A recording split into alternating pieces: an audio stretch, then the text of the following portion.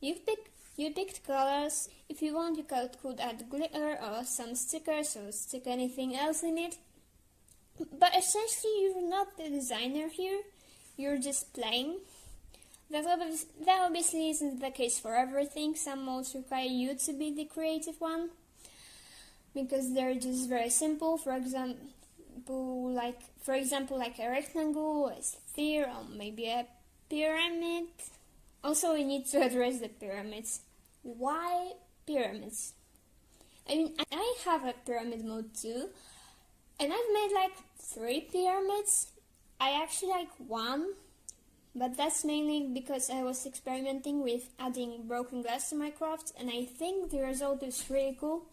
The other 2 pyramids being just a result of not having anywhere to pull leftover resin from other crafts. I don't know, I think my personal aversion to pyramids actually came from Facebook, where I've seen a bunch of videos like, "This is a rose that my dead grandma kept from our wedding. I want to surprise my mom and make it into a pyramid." Or, "Here are my best friend's dog's ashes. I will mix them with resin and make a pyramid out of it and give it to them." And then the person from the video would just make the ugliest thing under the sun. Also, I made up both of these, but they're based on things I've seen. I'm just too lazy to search for them. But just, why is it always a pyramid of all shapes? Another criticism I've seen of resin is that it's bad for the environment because it's basically plastic and will not biodegrade. Well, that's very sad because unfortunately so is polymer clay, acrylic paints, many if not most fillers used by 3D printers and 3D pens, hot glue, tape, nail polish. And don't even get me started on supplies like markers, pens, mechanical pencils, many brushes, most of the packaging. That all being said, let's just not focus on one. So if it's possible to reduce usage of resin for a piece, I would recommend that, even for financial reasons. Resin is not that cheap when it comes to like bigger quantities of it. If the resin is opaque, you can use small boulders as a filler. If not, I've used broken glass, for example, or I've seen someone using marbles. If the glass is like mirrory, you will get this funky effect I have on my pyramid. And on some beads I've made, I really like this effect, but if that was just a clear glass, it would be barely noticeable. Just be careful not to get cut. My glass is actually from IKEA, and it's made to be used for some table decorations or shit. So it's not sharp at all, but if you actually shatter glass, then obviously it's not as safe. One important thing I haven't seen that many people talking about is safety, because most of the resin artists I've seen on TikTok never wear gloves. I suspect out of lack of knowledge on how bad it can influence your health. I myself got reactions from it, despite gloves, but at the same time I'm just allergic to everything I touch, so there is that. The reactions could have even been to gloves when I think about it. Also, resin can contain some dangerous substances that evaporate during curing process.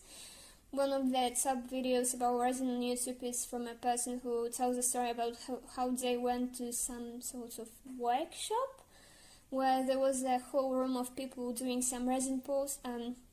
The room was poorly ventilated, and as a result of that, they got very ill. So, we need to be careful here as well.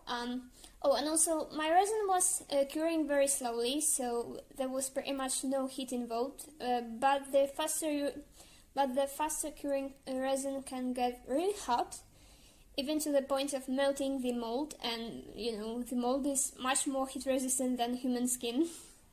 So, to anyone who wants to try it out, please don't burn yourself.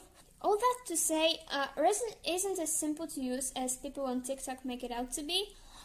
I'm not a professional, but I would advise anyone to wear old clothes with long sleeves or generally protective clothes and rubber gloves, and also do it in well-ventilated room and keep your pets and children away.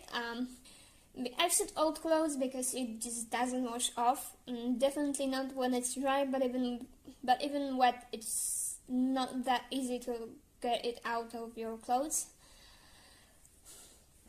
Also, I feel like TikTok changed that perception on what resin art can be by quite a lot, because the creators that I found most inspiring don't just pour resin into pre-prepared molds, and they put a lot of effort into discovering stuff and trying to come up with unique ideas. My favorites being people like Jędrek 29T. I hope I pronounced this name right. It seems like a Polish name, and he also shouted out his brother, I believe, who also had the Polish name, so I assume it's supposed to be pronounced the Polish way. Who is actually one of the first people who will pop up if you search resin on YouTube. He makes quite complicated and outstanding stuff, and his videos are kind of structured as tutorials, I would say. So if you have the right equipment, you can try making something similar. My fish tanks are actually based on his fish tank tutorial, except I'm a sadist who keeps fish in bowls. Because I have plexiglass, but it's just much thicker than his, and I figured the aquarium made out of that would look weird.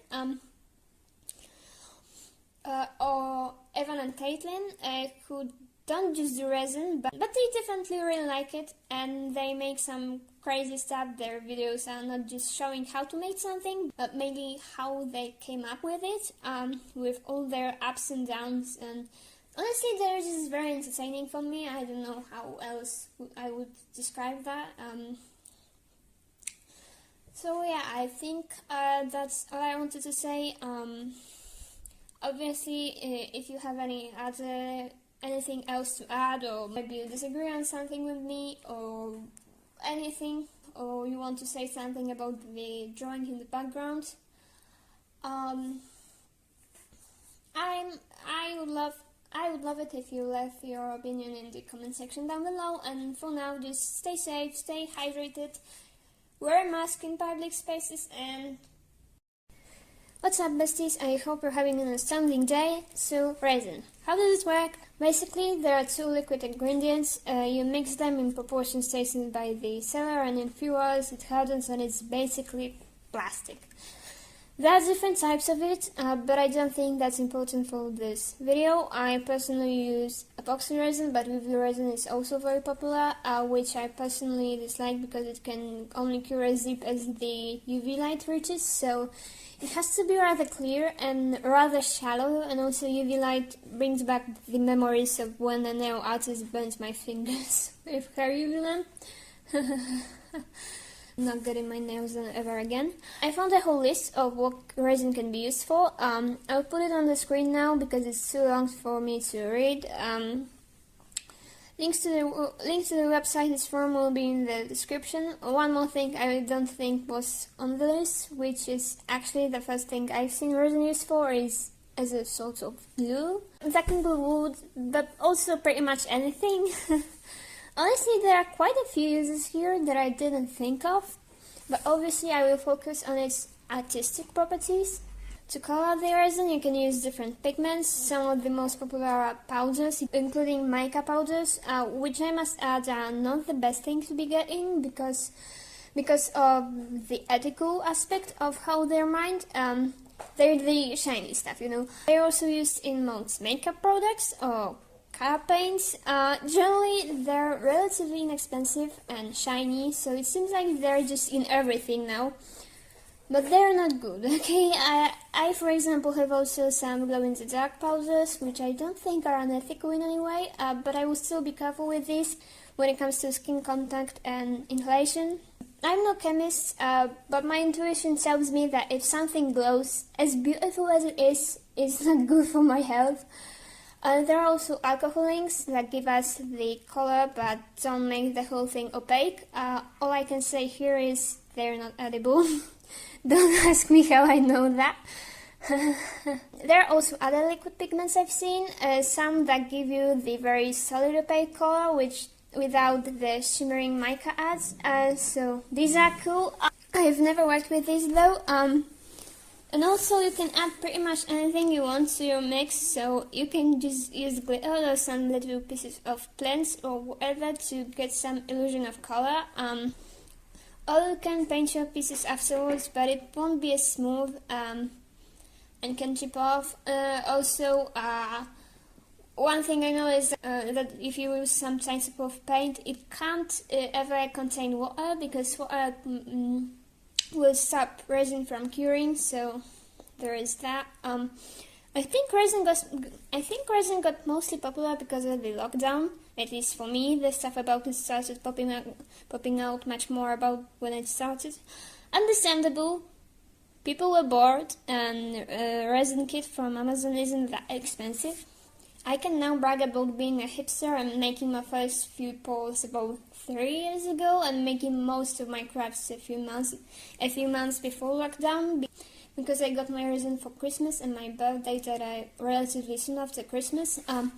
Also, while we read it, look at my mini fish tanks. I can't get them to look cool on camera, but I'm proud of myself, okay?